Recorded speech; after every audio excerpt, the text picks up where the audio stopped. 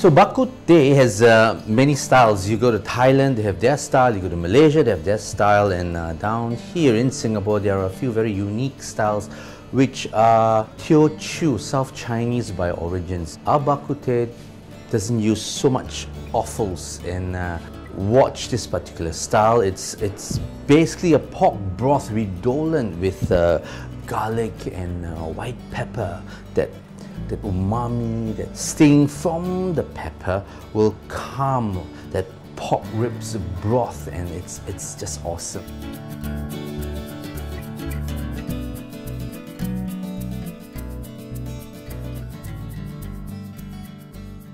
Firstly, get all that bones, just blanch them, get rid of all that redness and blood. You know, the hallmark of a very good Teochew style Singapore bak kut teh is that the broth is very clear. Back this side. And now blanch the ribs. Now this is where all that meat from that bak kut teh comes from. We're going to introduce the flavors of the pepper and garlic into that. The trick here is that you got to sort of roast the garlics first. Imagine if you lend a little bit of roastiness to the entire equation. It just brings that flavor to another level, and it's really nice. So to a little pan like this with no oil, you don't want to burn them, you want to brown them, dark brown them.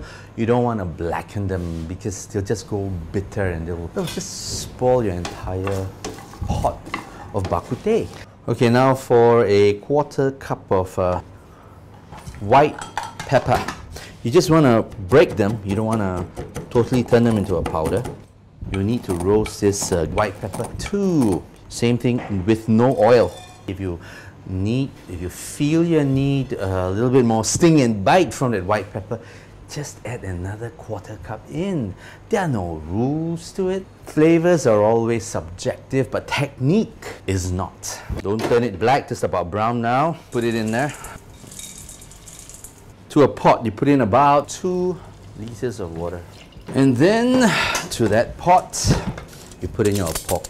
Some hawkers calm all that energy from the pepper and pork and garlic with a little bit of sugar. But back in the day, there's a very old school Singapore style recipe that uses something else. And this is where you add some black sugar cane into the broth. You bring the fire up and let her simmer. And now we add the rest of the pork ribs. Now this had been simmering for about 30-40 minutes. So now we're gonna put the pork ribs in and let her simmer again. After an hour or 45 minutes, when it smells like bak kut teh, you know it's ready. The final part. Now if you just cook it at home and you're gonna put, say, a spoon or so of salt first initially to that big pot. Trick is to let this simmer and rest. So now, off with the fire, let her rest for an hour. Now use the thick dark soy. That's the one. Yo, look at it. Look at the soft bones there. Ah, yeah. There you have it, bak kut teh, and you can enjoy this with yu cha kueh or dough croutons or even croissants. Hey, there are no rules. You just need a bit of starch with that. In this case, we're having rice, which is nice. Here we go.